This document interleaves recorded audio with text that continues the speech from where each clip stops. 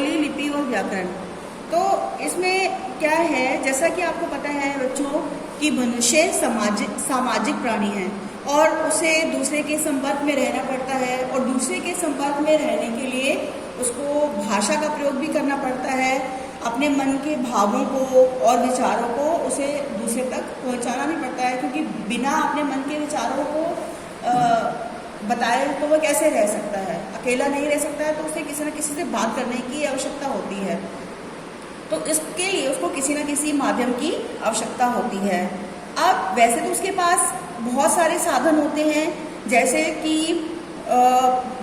सांकेतिक भाषा होती है। आपने देखा होगा कि ट्रैफिक लाइट पर जो पुलिस वाला खड़ा रहता है, वो संकेत से बात करता है।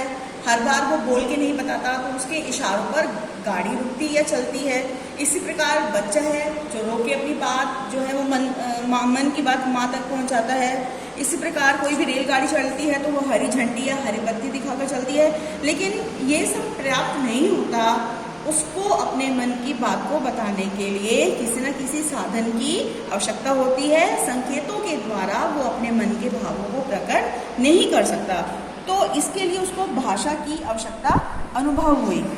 तो अब भाषा जो है, जैसे कि पता है कि ये संस्कृत की भाष धातु से बना होता है, जिसका अर्थ होता है बोलना। तो जब कोई व्यक्ति मुंह से बोलकर या ध्वनि संकेतों के माध्यम से या फिर लिखित रूप में अपने विचारों को आदान प्रदान करता है, आदान प्रदान अपनी बात को दूसरों तक पहुंचाता है और दूसरों की बात को किसी माध्यम से समझता है, तो उसको कहा जाता है भाषा। यहाँ पर बच्चों एक बात ध्यान देने वाली है कि यह भाषा व्यवस्थित होनी चाहिए, क्योंकि जब तक कोई भी भाषा व्यवस्थित नहीं होती है, उसमें ध्वनियों का शुद्ध उच्चारण नहीं होता है, प्रॉपर वाक्य नहीं होते हैं, वो भाषा नहीं बनती। क्योंकि ध्वनि तो पशु पक्षी भी निकालते हैं, लेकिन ऐसा इसका मतलब अर्थ ये नहीं होती है कि उनकी भाषा बन जाती है। वो भाषा नहीं बनती है। भाषा वही होती है जिसका कोई ना कोई अर्थ होता है।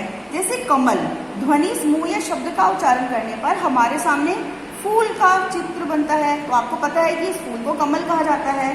तो इसको यह ध्वनि समूह इसी अर्थ में रूढ़ हो गया, अर्थात उसका कोई ना कोई अर्थ होना चाहिए। तो भावों और विचारों की अभिव्यक्ति के लिए प्रयुक्त ध्वनियों की व्यवस्था ही भाषा है। ध्वनि तो है पर वो व्यवस्थित होती है। अब इसमें इस प्रकार हमें भाषा के निम्नलिखित लक्षणों का पता चलता है कि भाषा की क्या लक्षण होते हैं। इसमें यह है कि भाषा ध्वनियों की एक व्यवस्था होती है, जैसा कि मैंने आपको बताया। इन ध्वनियों के चिन्ह होते हैं, ध्वनियों को चिन्हों के रूप में अंकित किया हुआ होता है। इसके बाद ध्वनियों को मिलाकर शब्द और शब्दों से वाक्य बनते हैं, और इन शब्दों और वाक्यों के द्वारा ही हम विचारों की अभिव्यक्ति करते हैं। उसके बाद बच्चों हम समझते हैं भाषा के रूप। वैसे आप शुरू से ही पढ़ते आ रहे हैं, मैं इसको समझाती हूँ आपको।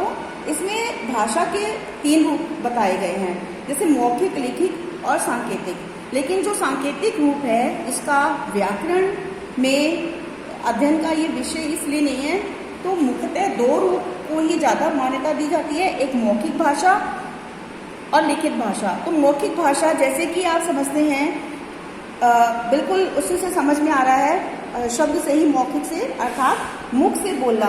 तो जब हम अपने विचारों को और भावों को हम लिखकर प्रकट करते हैं, हम बोलकर मुख से प्रकट करते हैं और दूसरा उसको सुनकर समझता है, तो वो होती है आपकी मौखिक भाषा। सबसे ज़्यादा जो अभिव्यक्ति है वो मौखिक भाषा द्वारा ही होती है, क्योंकि इसी के द्वारा आप अपनी बात को ज़्यादातर समझा सकते हैं। हर बार हर बात को लिखा नहीं जाता, तो इसमें बहुत सारे इसमें उदाहरण आते हैं, जैसे कि भाषण करना, भाषण देना, बातचीत करना, वाद विवाद प्रतियोगिता करना, कहानी कहना, कहानी सुनना, रेडियो पर समाचार सुनना। ये भाषा के मौखिक रूप हैं, क्योंकि इसमें हम केवल मुख के द्वारा बोलकर अपनी बात को समझाते हैं। उसके बाद आते हैं हम लिखित रूप पर। लिखित रूप भाषा को वह रूप होता है जिसके द्वारा हम अपनी बात को लिखकर दूसरे को समझाते हैं और दूसरा उस बात को पढ़कर समझता है। तो इसके अंतर्गत जो उदाहरण आते हैं जैसे समाचार पत्र हैं, पत्रिकाएं, पुस्तकें, कंप्यूटर और भी बहुत सारे सामग्री जो लिखित होती है वो होती है लिखित भाषा के अंतर्गत। ये लिखित रूप होता है भाषा का, क्योंकि उसमें हम सिर्फ पढ़कर उस बात को समझते हैं। उसके बाद है भाषा के कौशल। तो भाषा के कौशल वो होते हैं कि आज मौखिक और लिखित भाषा एक दूसरे की पूरक हैं, क्योंकि हम जैसा बोलते हैं उसे सुनकर वैसा ही लिखते हैं और जैसा लिखते हैं उसे वैसा ही बोलते और पढ़ते हैं। तो भाषा में निपुणता के लिए हमें बोलने, सुनने, लिखने और पढ़ने में चारों में कुशलता हासिल होनी चाहिए, कुशलता प्राप्त होनी चाहिए। तो इसके 4 कौशल कौन से हो गए? वाचन अर्थात बोलना, फिर है श्रवण अर्थात सुनना, यानी जो बात बोली जाए उसको सुनना भी अत्यंत आवश्यक है, उसको सही रूप में ग्रहण करना आवश्यक है। उसके बाद आता है लेखन, कि जो भी आप सुने उसको लिखने में आपकी कुशलता होनी चाहिए। चौथा होता है पठन, यानी कि भाषा को शुद्ध रूप से पढ़ना। ये चारों कौशल जो हैं ये भाषा के हैं और इनमें चारों में अगर किसी भाषा को आपको शुद्ध रूप से समझना है तो इन चारों कौशलों में आपको कुशल होना, निपुण होना अत्यंत अनिवार्य होता है। उसके बाद आता है आपका राष्ट्रीय एवं अंतर्राष्ट्रीय स्तर पर हिंदी की स्थिति। तो बच्चों सबसे पहले आएगा मातृभाषा। तो मातृभाषा वो होती है जो आप घर पे रह के, यानी कि कोई भी बच्चा शुरू से जब वो जन्म लेता है और अपने माता पिता के द्वारा, अपने पड़ोसियों के द्वारा, अपने रिश्तेदारों के द्वारा जो भी भाषा वो सुनकर सीखता है वो होती है आपकी मातृभाषा।